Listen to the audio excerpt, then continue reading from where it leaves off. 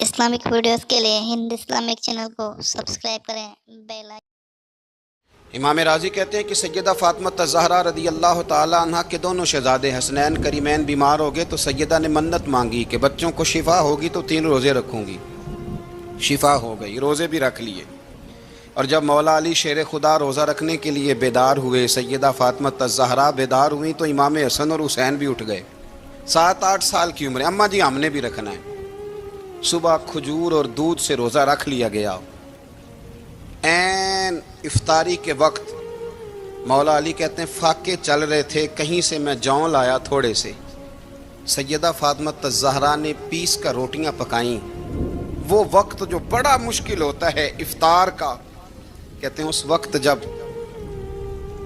खाने के लिए बिल्कुल हाथ आगे बढ़ने लगे और उम्मीद थी कि अभी सैयदना बिलाल अल्लाहु अकबर कहेंगे तो रोज़ा खुलेगा, लेकिन अभी चंद ही मिनट रहते थे कि दरवाजे पर एक फ़कीर ने सदा दी। कहने लगा सारे मदीने के दरवाजे खटखटा आया हूँ, कहत है फाका है, ए रसूलुल्लाह के ख़ानदान वालों, मैं यतीम हूँ। किसी ने बताया है कि और कोई दरवाज़ा खुले ना खुले, सैयदा का दरवाज़ा तेरे लिए ज़रूर खुलेगा। क्या यतीम को रोटी मिलेगी? तो हज़रत मौला अली ने बच्चों की तरफ देखा ही था कि इमाम हसन सारी रोटियां जाके दरवाजे पे दे आए। खजूर और पानी से इफ्तार हो गया। सुबह फिर खजूर और दूध से रोज़ा रखा। इमाम राजी कहते हैं ऐन वो वक्त जब इफ्तार का टाइम आया तो फिर दरवाजे पे किसी ने सदा दी।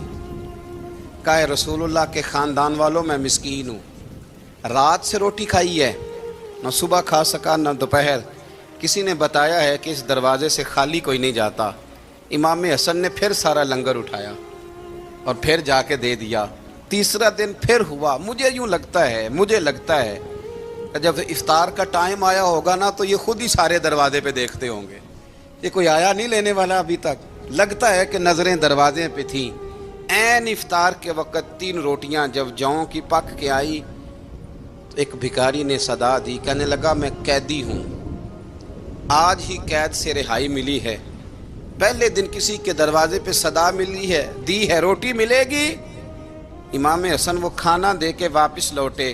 खजूर और पानी से इफ्तार हुआ और जैसे ही मस्जिद नबी में तीनों बाप बेटा नमाज पढ़ने गए तो मौला अली कहते मुझे बताना नहीं पड़ा। रसूल करीम ने मेरी तरफ देख के फरमाया, अली तेरा, फातिमा का, हसन और हुसैन का 3 दिन वाला अमल खुदा को भी बड़ा पसंद आया है और मोहम्मद मुस्तफ़ा को भी बड़ा पसंद आया, बड़ा पसंदीदा अमल।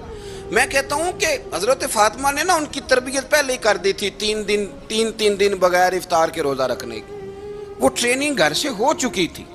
अब मैदान करबला में 3 दिन भूखा प्यासा रहना उनके लिए मुश्किल नहीं था। हज़रत जनाब सैयदा ज़ैनब बिनते अबी राफ़े कहती हैं कि सैयदा फ़ातिमा ज़हरा ना एक दिन अपने दोनों शहज़ादों को लेके, जब हुजूर की तबीयत मुबारक बज़ाहिर अलील थी जिसमें हुजूर का विसाल हुआ, दोनों शहज़ादे लेके सैयदा फ़ातिमा नबी करीम की बारगाह में गई। कहने लगी या रसूलल्लाह मेरे बच्चों को कुछ दीजिए। सैयदा पाक तो हुजूर उठ के बैठ गए। इस कंधे से इमाम हसन को लगाया और इससे इमाम हुसैन को लगाया और फरमाया फ़ातिमा ये जो मेरा हसन है ना, इसको मैं अपनी हैबत और सरदारी देता हूँ। और फरमाया ये जो मेरा हुसैन है ना, हुसैन को मैं अपनी जुर्रत और सखावत देता हूँ। मेरा हुसैन जुर्रतमंद होगा और सखी होगा। दाता गांज बख्श अली हजवेरी, इमामुल औलिया, सैयदुल असफिया, दाता साहब कशफुल माजूब में फरमाते हैं एक दिन ना इमाम हुसैन के पास एक शख्स आया बड़ी दूर से कुछ मांगने का, हुजूर कुछ दीजिए। वो शख्स कहता है कि मेरा ज़र्फ़ ये था कि 4-5 दिनार मिलेंगे। तो इमाम हुसैन फरमाने लगे थोड़ी देर बैठ जा, रिज़्क़ आ रहा है। तो इमाम हुसैन को हुकूमत वक्त की तरफ से ना 5 थैलियाँ मिली जिसमें एक थैली में 500 अशरफियाँ थी। 5 थैलियाँ आई, लेकिन उसको आने में ना ज़रा देर हो गई। वो 5 थैलियाँ जब आई ना तो इमाम हुसैन उसकी तरफ 5 थैलियाँ बढ़ा के ना, ज़रा देखना मेरी तरफ गौर से, 5 थैलियाँ बढ़ा के ना तो फरमाने लगे मियाँ जितना तुझे इंतज़ार कराया ना इतनी हम तेरी हाजत पूरी नहीं कर सके। तो ये ना महसूस करना कि हुसैन के दरवाजे पे बैठा भी रहा हूँ तो मिला क्या है, ये ना महसूस करना। वो शख्स कहता है जब मैंने वो थैलियाँ खोली और फिर मेरी नज़र इमाम हुसैन पे पड़ी तो मेरे अंदर से आवाज़ आई, اگر حسین ابن علی اتنے سخی ہیں تو محمد عربی کتنے سخی ہوں؟ اگر یہ معیار ان کا ہے، ان کا یہ معیار ہے، اور خود بھیک دیں خود ہی کہیں منگتے کا بھلا ہو، خود کہنے لگے جتنا انتظار کرایا ہے اتنی تیری مدد کر سکے، یہ سخاوت کا معیار تھا، یہ طریقہ تھا۔ ایک دفعہ سیدنا امام حسین رضی اللہ تعالیٰ عنہ کے گھر کے اندر 5000 دینار آئے، مسجد میں تھے، آپ کو 5000 دینار ملے تو امام زین العابدین کہتے ہیں کہ مسجد سے لے کر گھر آنے تک امام حسین نے 5000 اللہ کے رستے میں خیرات کر دی۔ فرماتے میں نے کہا ابا جی 5 دینار کی گھر میں ضرورت تھی، مالاں والے سخی نہیں ہوندے تے سخیاں کل مال نہیں ہوندا، ایتھے اوتھے دوویں جہانی سخی کنگال نہیں ہوندا۔ کہا ابا جی 5 دینار کی گھر میں ضرورت تھی، تو کہتے ہیں مجھے فرمانے لگے بیٹا یہ جن کو میں نے دیا ہے نا یہ گھر کے لیے ہی دیا ہے، یہ گھر کے لیے ہی دیا ہے، جن کو دیا ہے تمہارا کیا خیال ہے یہ باہر خرچ ہوا ہے؟ یہ گھر کے لیے ہی ہے، اس لیے کہ جب انسان دوسروں پر شفقت کرتا ہے تو اللہ اس کے گھر پہ رحمت فرماتا ہے۔ امام حسین کے مزاج میں پہلی بات میں نے ذوق عبادت کی عرض کی، دوسری بات عرض کر رہا ہوں کہ سخاوت حضرت اسامہ بن زید بڑے پیارے ہیں میرے نبی کریم کے، بڑے پیارے۔ حضرت اسامہ بن زید کے بارے میں سیدہ عائشہ صدیقہ فرماتی ہیں ان کے ناک سے اگر رینٹھ نکلتی تھی تو اللہ کے رسول اپنے دست مبارک سے صاف کر دیتے تھے، اور سرکار فرماتے تھے کہ اگر اسامہ لڑکی ہوتا نا، ان کے غلام کے بیٹے تھے حضرت زید بن عامر، اگر یہ لڑکی ہوتا میں اسے زیور پہناتا۔ بڑے پیارے تھے، لیکن جب ان کا آخری وقت آیا نا تو 60,000 دینار کا قرضہ تھا، رشتہ داروں سے کہا، دوستوں سے کہا، یاروں سے کہا، پر قرض ادا نہیں ہو رہا تھا۔ حضرت اسامہ بن زید کہتے ہیں بڑا پریشان تھا، جب حد ہو گئی نا تو حضرت اسامہ بن زید فرمانے لگے جاؤ کوئی حسین ابن علی کو خبر کرو، ان سے کہو میں نا غلام ہوں آپ کے نانا کا، مقروض دنیا سے چلا گیا تو کیا بنے گا۔ امام حسین کو خبر ملی تو دوڑے آئے۔ لاجپال اس پیر کو نہیں کہتے جو تگڑا نذرانہ لے کے تو ماتھا چوم لے، لاجپال تو اس کو کہتے ہیں کہ جب ضرورت پڑے تو وہ سر پہ موجود ہو۔ حضرت سیدنا امام حسین تشریف لائے تو جناب اسامہ بن زید رو پڑے، کہنے لگے حضور میں نے نا غلامی کی ہے آپ کے نانا کی، اور اس غلامی پہ ناز ہے، اب 60,000 دینار کا قرضہ لے کے دنیا سے جاؤں گا تو میری قبر پہ بوجھ رہے گا۔ امام حسین خادم کو بھی کہہ سکتے تھے جاؤ گھر پیسے پڑے ہیں لے آؤ، امام حسین خود گئے، چادر اوڑھ کے تو اس کی اوٹ میں بکل میں 60,000 دینار چھپا کے لائے، اور جناب اسامہ بن زید کے سامنے رکھ کے کہنے لگے اسامہ یار پیسے رات کو ہی آئے تھے، میں سوچ رہا تھا مجھے تو ضرورت نہیں، اللہ نے کس کا نصیب میرے گھر میں بھیج دیا ہے، مجھے تو حاجت ہی نہیں تھی، اب پتہ چلا پیسے تیرے تھے، اللہ نے حسین کی ڈیوٹی لگائی ہے کہ جا کے دے آ۔ حضرت اسامہ بن زید رو پڑے، فرمانے لگے اللہ آپ کو بہترین صلہ عطا فرمائے۔ امام بڑا ہی پیار کرتے تھے، گھوڑے پہ جا رہے تھے، کچھ فقیر غریب لوگ بیٹھ کے روٹی کھا رہے تھے، کہاں رہے تھے سڑک کے کنارے، تو امام زین العابدین فرماتے ہیں کہ جب امام حسین گزرے تو انہوں نے آواز دی حضور دل کرتا ہے ہمارے ساتھ بیٹھ کے روٹی کھائیں۔ کائنات کے مالک و مختار کے نواسے اور دنیا کے سب سے بڑے شہزادے گھوڑے سے اترے اور غریبوں کے ساتھ سڑک پہ بیٹھ گئے، روٹی کھانے لگے اور دیر تک کھاتے رہے، اور جب فارغ ہو گئے تو فرمانے لگے کھانے کی ضرورت بھی نہیں تھی، حاجت بھی نہیں تھی، پر تم نے آواز دی تو دل رکھنے کو بیٹھ گیا تھا، اگر اجازت دے تو چلا جاؤں۔ یہ مزاج تھا، یہ طبیعت تھی۔ آپ کے ایک بھائی ہیں چھوٹے، حضرت محمد بن حنفیہ نام ہے، حضرت مولا علی شیر خدا رضی اللہ تعالیٰ عنہ کی دوسری بیوی سے۔ ایک دن حضرت امام حسین ان کے گھر میں بیٹھے تھے تو کسی بات میں نا اختلاف رائے ہو گیا، تو امام علی مقام ناراض ہو گئے، فرمایا آج کے بعد تیرے گھر نہیں آؤں گا، رومال اٹھایا چلے گئے۔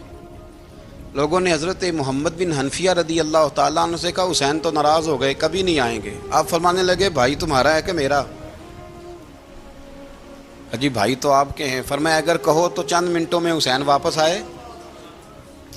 جناب ناراضگی ہو گئی ہے۔ فرمایا ناراضگی ہوئی ہے پر میں اس کے دل کی نرمی کو تو جانتا ہوں نا، اس کے مزاج کے اندر جو محبت ہے اس سے تو ابھی آئے کہا جناب وہ کیسے؟ فرمانے لگے دیکھنا ذرا۔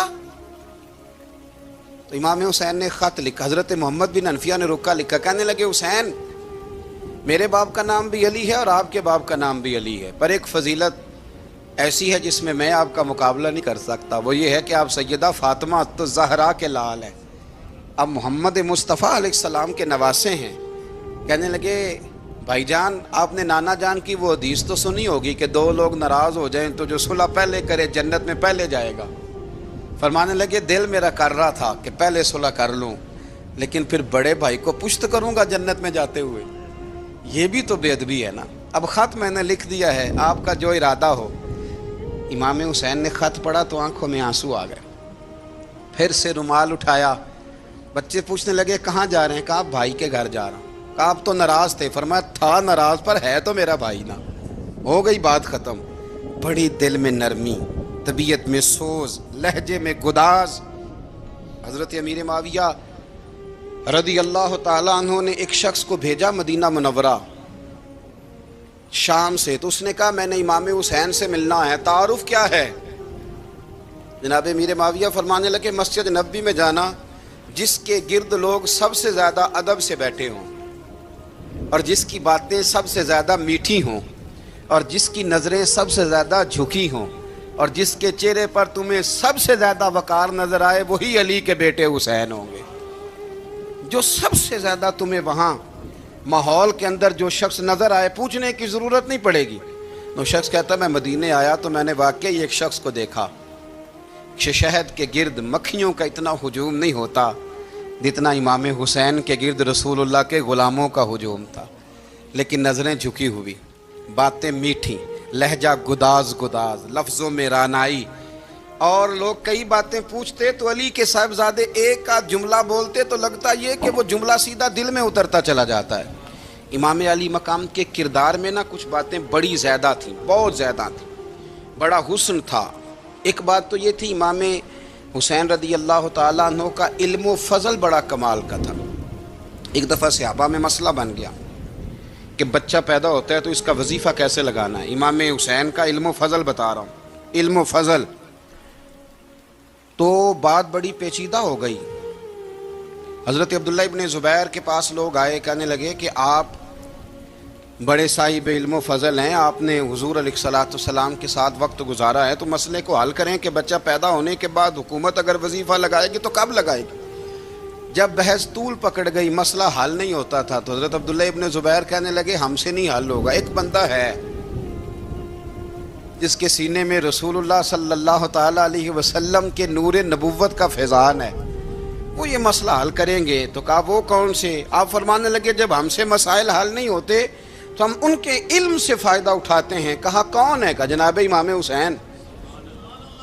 تو لوگ حضرت امام حسین کے پاس گئے، کہا حضرت یہ ایک مسئلہ الجھ گیا ہے کہ بچہ پیدا ہو تو وظیفہ کب لگانا ہے؟ فرمایا الجھنے والی بات ہی کوئی نہیں، پیدا ہونے کے بعد جب وہ پہلی دفعہ آواز نکالے تو اس کا وظیفہ لگا دو۔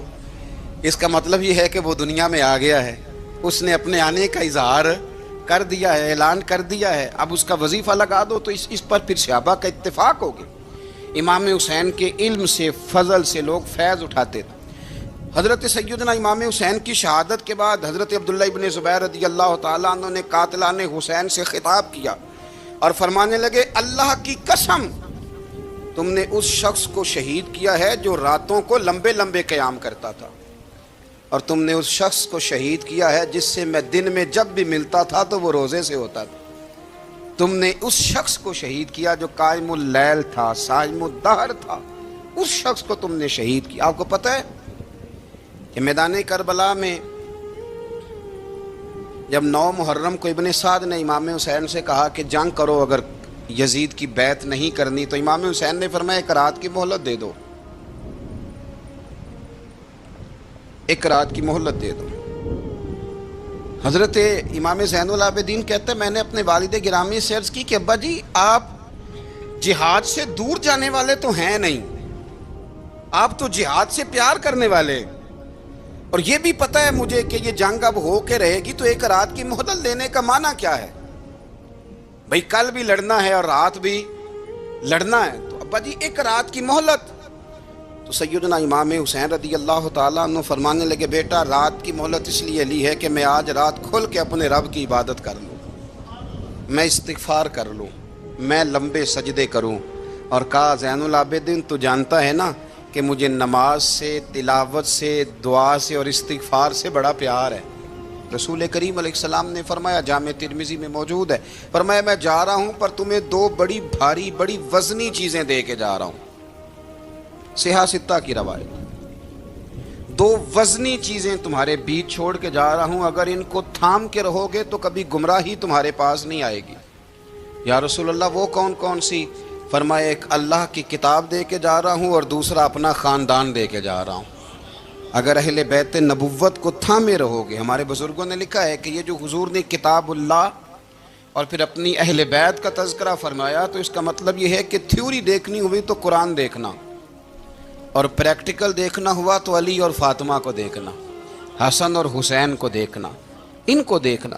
نبی کریم علیہ الصلاۃ والسلام کے اہل بیت منارہ نور ہیں، ان کی محبت، ان کا پیار کیوں بھلا؟ اس لیے کہ یہ وہ خوبصورت لوگ ہیں جن کو خود میرے نبی پاک نے تراشا ہے۔ ان کی سیرت میں جتنے رنگ ہیں وہ رسول کریم نے خود بھرے ہیں، ان کی ایک ایک بات کا خیال نبی پاک نے رکھا ہے، حضور نے از خود انہیں اپنی صحبت عطا کی ہے۔ زیادہ دور نہیں تھا سیدہ فاطمہ کا گھر، مسجد نبوی کے ساتھ تھا، اللہ کے رسول دن میں 2 دفعہ جایا کرتے تھے، پھر بھی کبھی کبھی فرماتے فاطمہ میرا دل کرتا ہے آج میں رات تیرے گھر میں قیام کروں۔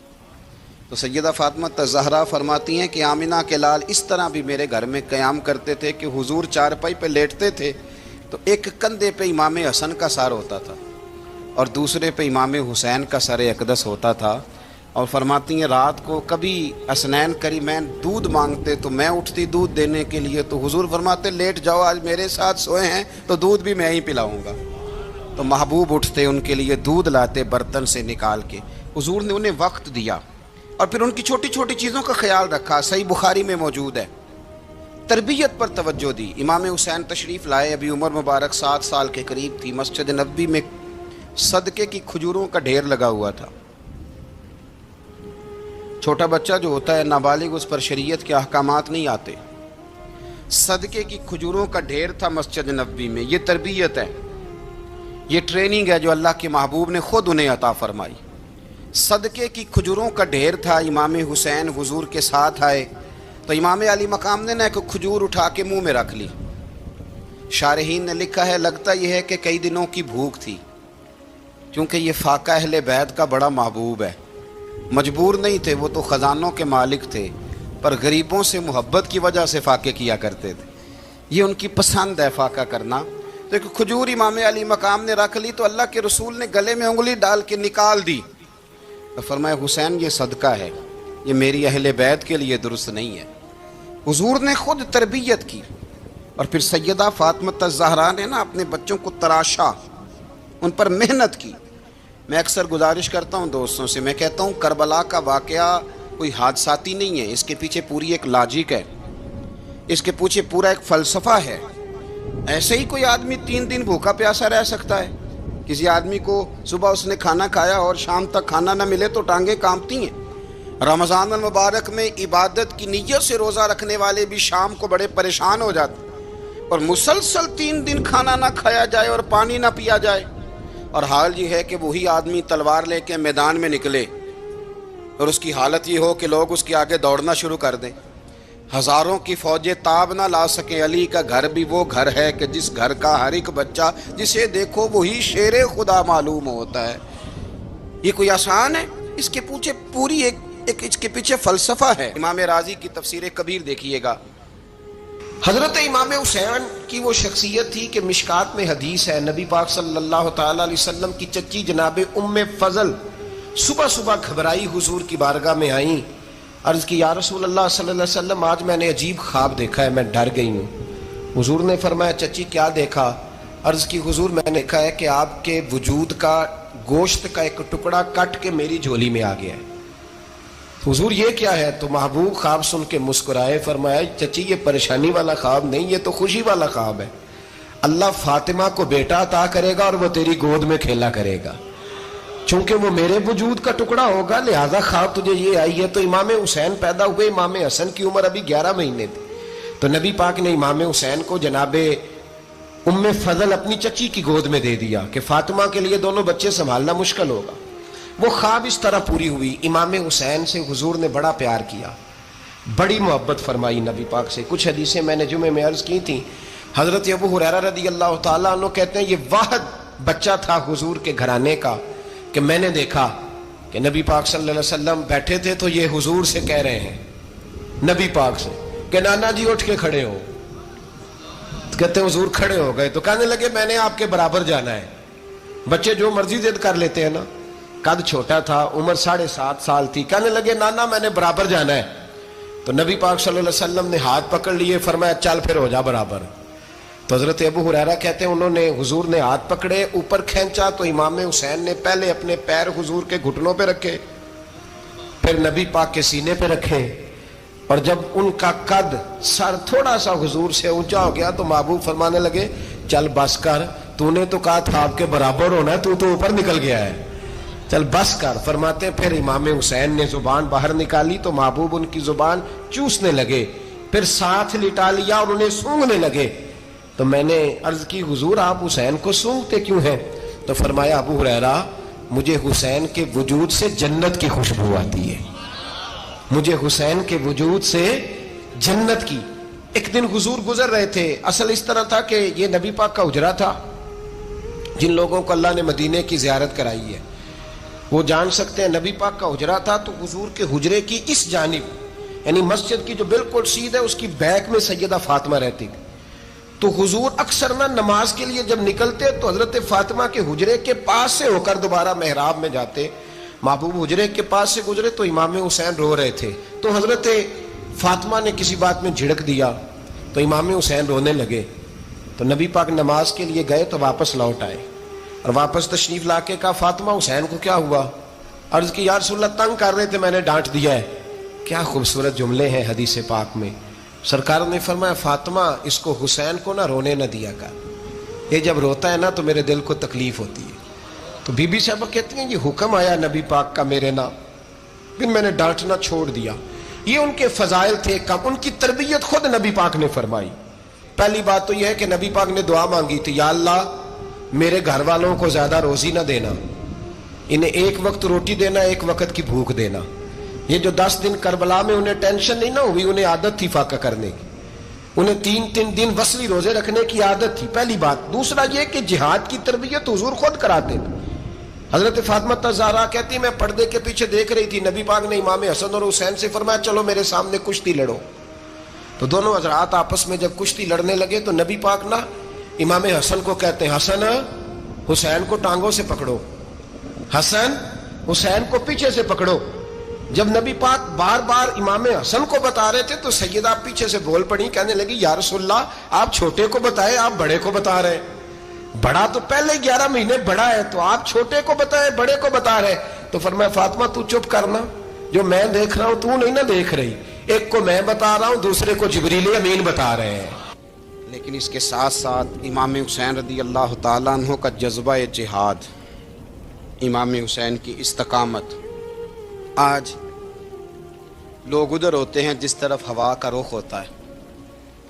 آج لوگوں کی سوچوں کا زاویہ یہ ہے کہ جدھر رش زیادہ ہوگا ہم بھی ادھر جائیں گے. ہم یہ نہیں دیکھتے حق کس طرف ہے, ہم یہ دیکھتے ہیں رش کس طرف ہے. امام حسین رضی اللہ تعالیٰ عنہ نے رش نہیں دیکھا, حق دیکھا. امام حسین رضی اللہ تعالیٰ عنہ استقامت کے وہ پہاڑ ہیں, معمولی آدمی نہیں تھے. فرزق شاعر کہتا ہے کہ میں نے امام حسین سے کہا تھا, میں نے کہا لوگوں کی تلواریں یزید کے ساتھ ہیں پر دل آپ کے ساتھ ہیں, دل آپ کے ساتھ ہیں. امام حسین رضی اللہ تعالیٰ عنہ نے زمانے کے حالات نہیں دیکھے, حق اور سچ دیکھا. جتنی چیزیں انسان کو کمزور کر سکتی ہیں وہ ساری امام حسین پہ طاری کی گئیں. جتنی چیزیں, وطن چھوڑنا کتنا کو مشکل ہوتا ہے. شالا پردیسی کوئی بھی نہ تھی وے تے ککھ جنہ تو پارے. حضرت سلطان باؤ فرماتے ہیں بچو پردیسی ہونا کوئی آسان ہے؟ جس آدمی کا کسی چھوٹے سے گاؤں میں بھی مکان ہو چھوڑنا پڑ جائے تو روٹا ہے. تو مجھے بتاؤ جس نے اپنا سارا بچپن مدینے میں گزارا ہو، آج جو ایک ہفتہ مدینے رہ کے آتے ہیں ان سے واپس نکلنا مشکل ہوتا ہے. لیکن امام حسین حق کا رستہ تھا، وطن کی قربانی دی، اور معمولی وطن نہیں، مدینے جیسا وطن. اور جب کھڑے تھے نا امام حسین رضی اللہ تعالیٰ عنہ رجب میں نکل رہے تھے مدینے سے، تو کوئی شاعر کہتا ہے دور کھڑے ہو کے انہوں نے گویا کہا تھا، آقا تیرے کرم کے خزینے کی خیر ہو، میں جا رہا ہوں تیرے مدینے کی خیر ہو. امام حسین نے وطن چھوڑا، کوئی لغزش نہیں پیروں میں، کوئی نہیں. شہزادوں والی زندگی تھی، مسجد نبوی کے امام تھے، نبی کریم علیہ السلام کے روضہ اطہر پر تشریف رکھتے تھے، زمانہ حیا کرتا تھا، شان و شوکت تھی، پر حق کے لیے چھوڑا، نکل کر خانقاہوں سے ادا کر رسم شبیری. اور پھر بڑا مشکل ہوتا ہے جس شخص کے ساتھ بچے اور عورتیں ہوں، وہ تو یہ کہہ کے لڑائی سے جان چھڑاتا ہے کہ میرے ساتھ فیملی ہے، نہ ہوتی تو تجھے بتاتا. پر امام حسین کو اولاد بھی کمزور نہیں کر سکی، عورتوں کا ساتھ ہونا کمزور نہیں کر سکا. پھر امام علی مکہ بھوک کتنا مشکل کام ہے. آج لوگ کہہ نہیں دیتے کہ میں تو اس لیے گناہ کرتا ہوں کہ رشوت اس لیے لے لیتا ہوں کہ بچے چھوٹے ہیں. 10 دنوں کی کم و بیش سفر، 3 دنوں کی بھوک اور پیاس، پر حق کے رستے میں امام حسین کو کوئی چیز کمزور نہیں کر سکی. اور پھر وہ جتنی باتیں لوگ کہہ سکتے تھے وہ ساری کہیں گئیں، ساری. اور آ کے عرض کرنے لگا حضور یہ کوئی معمولی دشمن نہیں، یہ وہ ظالم ہیں جو لاشوں پہ بھی گھوڑے دوڑا دیتے ہیں. تو امام علی مقام فرمانے لگے جو شہادت کا جذبہ لے کے نکلے وہ پھر انجام نہیں دیکھا کرتا. وہ انجام، وہ جتنی چیزیں جو استقامت کے رستے میں آ سکتی ہیں وہ ساری چیزیں رستے میں آئیں، پر امام علی مقام نے کسی چیز کی پرواہ نہیں کی. آج کا مسئلہ یہ ہے کہ آج لوگوں میں استقامت نہیں ہے. رات کو کچھ ہوتے ہیں، سویرے کچھ ہوتے ہیں، دوپہر کو کچھ ہوتے ہیں، شام کو کچھ ہوتے ہیں. ہمارا کل انداز تکلم کچھ اور ہوتا ہے، صبح کچھ اور ہوتا ہے. امام علی مقام میدان میں رہے، ایک میت گھر میں ہو جائے تو کئی دنوں تک آنکھ کھلتی نہیں، ہوش رہتا نہیں. سب سے زیادہ مصائب امام حسین نے دیکھے، سب سے زیادہ. اور گھوڑے پر بیٹھنے سے پہلے ساری تکلیفیں آپ دیکھ چکے تھے. باپ کا جنازہ اٹھانا آسان ہوتا ہے، بیٹے کا جنازہ اٹھانا بڑا مشکل ہوتا ہے. پر امام حسین نے بیٹوں کے جنازے اٹھائے. حضرت علی اصغر کی لاش کو امام حسین نے اپنے دست مبارک سے دفن کیا، اور جناب علی اکبر کی میت کو جب آپ اٹھا کے لا رہے تھے تو سیدہ زینب فرماتی ہیں کہ مجھے یوں کبھی لگتا تھا حسین کا قد بڑا ہے اور کبھی لگتا تھا علی اکبر کا قد بڑا ہے. اور فرماتی ہیں کہ پھر حضرت قاسم بن حسن کو بھی وہ اٹھا کے لائے، اور جناب عباس کے وجود سے الگ ہونے والے بازو انہوں نے لا کے حضرت عباس کے وجود کے ساتھ بھی رکھے. انہوں نے یہ سارا منظر دیکھا. لیکن جب حسین ابن علی اپنی دفعہ گھوڑے پہ سوار ہوئے تو لگتا یہ تھا کہ ان سے زیادہ بہادر کوئی نہیں. ایک جملہ بھی یزیدی فوج کے سامنے امام حسین نے کمزور نہیں کہا، ایک جملہ بھی، ایک فکرہ بھی کچا نہیں بولا، کہیں بھی کوئی منت نہیں کی، کسی جگہ بھی ان کے پائے استقلال میں کوئی لغزش نہیں آئی. جب لوگوں کو پتہ چل جائے کہ اب سامنے موت ہی موت ہے، سوائے اس کے چارہ کچھ بھی نہیں، تو بہت ساری رخصت اور اجازت تو دین بھی دیتا ہے. پر امام حسین کسی جگہ کسی رخصت پر عمل کرتے نظر نہیں آتے. ڈٹ کے بات کی، ڈٹ کے. اور پھر جب میدان میں نکلے، اللہ اکبر، تو ابن سعد کہنے لگا کہ اگر 2 کر کے ایک کر کے جاؤ گے تو یہ 45,000 کا لشکر سارا حسین کاٹ ڈالے گا. یک بارگی حملہ کرو گے تو بات. اتنی استقامت، اتنا. آج تو لوگ ڈپریشن کے مریض ہیں، آج تو لوگ ٹینشن کے مریض ہیں. ہر دوسری بات میں لوگ کہتے ہیں وہ بڑا، پر کس بات سے؟ مطلب کیا آپ نے زندگی میں صرف جاب نہیں مل رہی، صرف بیماری آ گئی، صرف خرچہ نہیں گھر میں بڑا کس بات کا ڈپریشن؟ امام حسین کی زندگی بتلاتی ہے کہ وہ لوگ بھی کوئی دنیا میں کمال حاصل کر سکتے ہیں جو چھوٹی چھوٹی بات پہ روتے ہیں. مال بھی ہے، جوانی بھی ہے، گھر بھی ہے، مکان بھی ہے، بچے بھی ہیں، عزت بھی ہے، صرف پیسے نہیں. اور انسان ہے کہ آنکھیں نہیں کھل رہی، وہ سمجھتا ہے میں کسی کام کا ہی، فقط پیسے نہیں بس.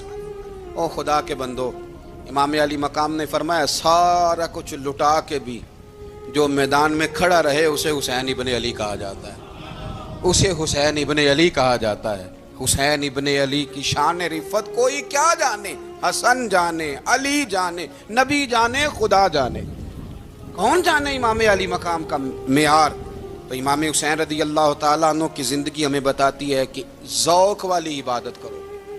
امام حسین کی زندگی ہمیں بتاتی ہے کہ جب تم سخاوت کرو تو پھر اپنی حیثیت سے بڑھ کر کرو، اور امام حسین کی زندگی ہمیں بتاتی ہے کہ دل میں کسی کے لیے کوئی بات نہ رکھو، صلح کرنے میں پہل کرو، محبتیں کرنے میں آگے بڑھو۔ اور امام حسین کی زندگی ہمیں بتلاتی ہے کہ جب دنیا میں تم نے کچھ کرنا ہے تو پھر ڈٹنا بھی سیکھو، پھر کھڑے ہونا بھی سیکھو۔ یہ نہ دیکھو کہ حالات، امام حسین نے ایک دن بھی حکومت نہیں کی، یزید نے 4.5 سال کی، لیکن قیامت تک دلوں پہ حکومت امام حسین کی رہے گی، امام حسین کی رہے گی، اس لیے کہ ان میں استقامت تھی۔ امام حسین کے ساتھ اس وقت 72 لوگ تھے، لیکن آج کائنات کا ذرہ ذرہ امام حسین کے ساتھ ہے۔ اس کا مطلب ہے وقت لگتا ہے، نظریہ غالب آ ہی جایا کرتا ہے، تو استقامت والی زندگی گزاریں۔ حضرت عمر جب نعرہ لگاتے نا تو کیسر و کسرا کانپتے، سفیر آتے روم کے ملنے کے لیے تو کہتے جاؤ عمر نفل پڑھ رہے ہیں، ٹائم کوئی نہیں۔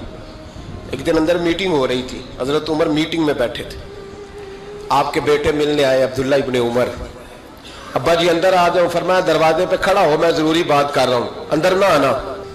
جناب عبداللہ ابن عمر کہتے ہیں میں دروازے پہ کھڑا ہو گیا، تھوڑی دیر گزری تو امام حسین بھی آ گئے۔ ایک حدیث میں، ایک روایت میں امام حسن کا لفظ بھی ہے، امام حسین آئے، آ کے عبداللہ ابن عمر سے کہنے لگے عمر فاروق اندر ہیں؟ تو کہا وہ اندر تو ہے۔ تو کہا آپ کیوں دروازے پہ کھڑے ہیں؟ کہنے لگے ابا جی نے کہا ہے یہاں انتظار کرو، میں کوئی ضروری بات کر رہا ہوں، لیکن شہزادے میرے لیے کہا ہے، میرے لیے آپ جانا چاہیں تو چلے جائیں۔ امام حسین کہنے لگے امیر المومنین کوئی بات کر رہے ہوں گے، میں ظہر کے وقت مسجد میں مل لوں گا، ظہر کا ٹائم آئے گا نا تو میں مسجد میں مل لوں گا۔ یہ کہہ کے چلے گئے۔ حضرت عمر باہر آئے تو حضرت عبداللہ ابن عمر سے کہا کہ کوئی آیا تو نہیں؟ عرض کی حضور حسین ابن علی آئے، حسین ابن علی۔ تو کہا اندر کیوں نہیں بھیجا؟ کہا میں نے کہا تھا بے شک چلے جائیں، لیکن وہ کہہ رہے تھے کہ میں ظہر کے وقت مسجد میں مل لوں گا۔ تو سیدنا عمر فاروق فرمانے لگے عبداللہ تجھے تیری مار ہوئے، حسین کو کیوں واپس بھیجا؟ پھر عمر دنیا داروں کے سامنے ڈٹنا، کھڑا ہونا عمر پہ ختم ہے، لیکن جو اندر کی بات ہے نا، روح کی، جو عقیدت کی بات ہے، جو وفا کا رشتہ ہے، اس کو کون سمجھے؟ یہ جو روح کی مجبوریاں ہیں، یہ جو وفا کی مجبوریاں ہیں، اسے لوگ کیا سمجھیں؟ انہیں کیا پتا کہ مرشد کے بیٹے کے پیر چومنے میں حسن کیا ہوتا ہے؟ انہیں کیا پتا کہ جب استاد کا بیٹا گھر میں آتا ہے تو دل کرتا ہے مکان بیچ کے اسے دے دیں، اس کے باپ کی نیکیاں بڑی ہیں۔ جناب عمر فاروق دوڑے گئے، امام حسین کے دروازے پہ دستک دی، امام حسین باہر کہا شہزادے یار ملنے آئے تھے، بغیر ملے کیوں آ گئے؟ عرض کی کہ آپ مصروف تھے، آپ کے اپنے بیٹے بھی دروازے پہ کھڑے تھے، تو میں واپس آ گیا۔ امام حسین کہتے ہیں عمر جذبات میں آ گئے، سر سے پگڑی گر گئی، کہنے لگے حسین میرے بیٹے کا اور حسین کا کیا مقابلہ؟ کیا اس کی ماں کا نام فاطمہ الزہرا ہے؟ کیا اس کی نانی کا نام خدیجۃ الکبریٰ ہے؟ کیا اس کے نانے کا نام محمد مصطفیٰ ہے؟ اور پھر سر سے پگڑی اتری تھی، اپنے بال زور سے پکڑ لیے، کہنے لگے حسین میں نا مکے میں اونٹ چرایا کرتا تھا اور ڈنڈوں سے مار کھاتا تھا اپنے باپ سے، یہ جو آج ساری دنیا میں عمر کے نعرے لگتے ہیں یہ تیرے نانے کا صدقہ ہے۔ شہزادے میری وفا اور میری وفا میں جب تیرا دل کرے نا دوڑ کے آ جایا کر۔ عمر تو لوگ، ایک دن امام حسین نے آگے نا جناب فاروق اعظم سے کہا، خطبہ دے رہے تھے بچوں کی طبیعت شروع میں، پتہ نہیں کیا بات آئی امام حسین کے دل میں، کہنے لگے عمر نیچے اترو، یہ میرے نانا کا ممبر ہے۔ تو حضرت سیدنا عمر سنو، کبھی میرا بھی بچہ آ جائے تو میں کہتا ہوں اس کو پکڑو یار، بچوں کو تو نہیں نا جمعوں میں مطلب ذکر کیا جاتا، اترنا میرے نانے کا ممبر ہے۔ جناب عمر اتر کے نیچے کھڑے ہو گئے، تو کہا جا کے اپنے نانے کے ممبر پہ بیٹھ۔ تو حضرت عمر رو پڑے، کہنے لگے شہزادے میرے نانے کا ممبر ہی کوئی نہیں ہے ہی نہیں، یہ ممبر یہ مصلی یہ تیرے نانے کی شان ہے، میرے نانے کا کوئی ممبر نہیں، تیرے ہی نانے کا ممبر ہے۔ تھوڑی دیر کھڑے رہے تو امام حسین کہنے لگے اچھا کوئی نہیں آپ کے نانے کا ممبر کا نہیں، کہا چلو پھر میرے نانے کے ممبر پہ بیٹھ جاؤ چلو خیر ہے، کوئی نہیں آپ کے نانے کا، کہا نہیں، تو کہا کوئی نہیں پھر میرے نانے کے۔ جب حضرت عمر بیٹھے تو بڑا شاندار جملہ کہا، فرمانے لگے میں ممبر پر مرضی سے نہیں بیٹھا تھا، مجھے ابو بکر نے بٹھایا تھا، اور پھر حسین کے کہنے پہ میں اترا ہوں، اب مجھے حسین نے بٹھایا ہے، اب کسی کی جرت ہے تو عمر کو اتار کے دکھائے، اب میں حسین کا تیری نسل پاک میں۔ اللہ تعالی ہمیں ان کے فیوز و برکات عطا فرمائے۔ آخر دعوی ان الحمدللہ رب العالمین۔